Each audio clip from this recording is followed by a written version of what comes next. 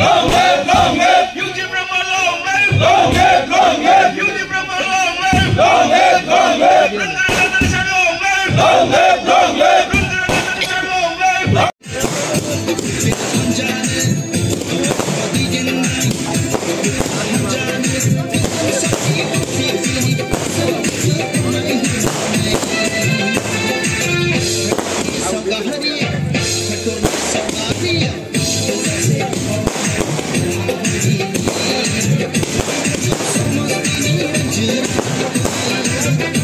गिबियावनो आङो जोंनि UPPL दोलोनि आफादगिरि आरो BTRनि गाहाय मावफुं सोद्रोमा प्रमद बर' बिथांनिसिम गोसो गोरबोनि गोजोननायजों लोगोसे आङो साबायखर जासिगोन आरो जोंनि वार्किं प्रेसिडेन्ट राज्य सभानि MP मानगोनां रोनगोरा नार्जारि बेजों लोगोसेनो जोंनि सासे मन्त्रि उरखावगोरा ब्रह्मजों लोगोसे जोंनि जायफोर ज्येष्ठ जोंनि दैदेनगिरिफोर दङ बिथांमोननिसिम आंनि गोरबो गोसोनि गोजोन हामलायनाय आङो जासिदों आरो साबायखर जासिदों जे दिनै फैगौ लकसभा बिसायख'थिनि थाखाय दिनै आंखौ दोलोआ सायख'दों आरो निस्सय हयथ' माबा मोनसे सिन्था खालामदों जे दिनैहाय आंनि सायाव फैगौ क'क्राझार लकसभा समस्तिखौ बारहोनांगौनियाव आंनियाव हयथ' माबा मोनसे नुदों आंखौ फोथायदों आरो फोथायनायनि थाखायनो दिनै सायख'दों जेला आङो साननानै लादों जे जुदिअबा आङो दिनै सिडली समस्तिनि एक्जिस्टिं MLA आङो दिनैहाय प्राय बोसोरथाम जानो थांगासिनो दं आखायाव आरो बोसोरनैसो समस्तिनि रायजो राजानि जानानै खामानि मावबावनांगौमोन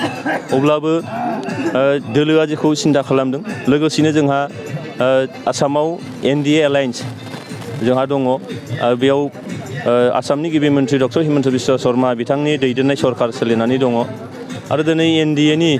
जोंनि जिफोर दोलोफोर दङ बे दोलोनिफ्रायबो आंनि फारसे जिखौ मोनसे फोथायनाय लाखिनानै जेखौ सायख'दों दा आङो NDAनि जिखिनि आंनि सायाव फोथायनाय लाखिनाय आरो UPPL दोलोनि आंनि सायाव जिखिनि फोथायनाय लाखिनाय बे फोथायनाय लाखिनायखौ आङो सन्मान होनानै आङो दिनैहाय बिजाथि महरै गसंनो आङो थियारि जादों आरो बेनिखायनो आङो मिजिं खालामो जे जोंनि सरकारा NDA एलायन्सआ रायजो राजानि जौगानायनि थाखाय जेफोर हाबाफारिफोर जेफोर आसनिफोर लादों बे आसनिया सरकारजों रायजोजों खाथियाव साफिहोदों आरो बे साफिनायानो जोंनि सरकार आरो रायजो राजानि गेजेराव भटार रायजो राजानि गेजेराव मोनसे फोथायलायनाय मोनसे बिसास बे फैदों आरो बे बिसास एबा फोथायनायानो क'क्राझार लकसभा समस्तिनि बिसायख'थि फैगौ जे बिसायख'थि बे बिसायख'थियाव जोबोद गाहामैनो बारलांनो हागोन आंहा बेखौ फोथायनाय दं NDA एलायन्सनि थांखि जागोन जे बोरैहाय रायजो राजानिसिम जोङो आंखौ खाथियाव लांनो हायो बा आङो रायजो राजासिम बोरै साफिनो हायो दा पार्सनेलि हयथ' बेयाव जेबो सोलिनाय नङा जे दोलोआ बा पार्टिया जेखौ खालामगोन बा NDA एलायन्सआ जिखिनि रायजो राजानि खाथियाव लांगोन आंनि खावलायनाया बेनोल' जिहेतु दिनैहाय भारत सरकाराव दिनैहाय नरेन्द्र मदि दैदेननाय सरकार आसामाव डक्टर हिमन्त बिश्व शर्मा दैदेननाय सरकार आरो BTRआव जोंहा प्रमद बर' मानगोनां बिथांनि दैदेननाय सरकार बे मोनथाम इन्जिननि सरकारा दिनै जिबायदि रायजो राजानि जौगानायनि थाखाय आसामखौ जौगाहोनायनि BTRखौ दिनैहाय गोजोन थासारिजों लोगोसे दिनैहाय ग्रिन बड'लेण्ड आरो स्मार्ट बड'लेण्ड खालामनायनि जिफोर थांखिफोर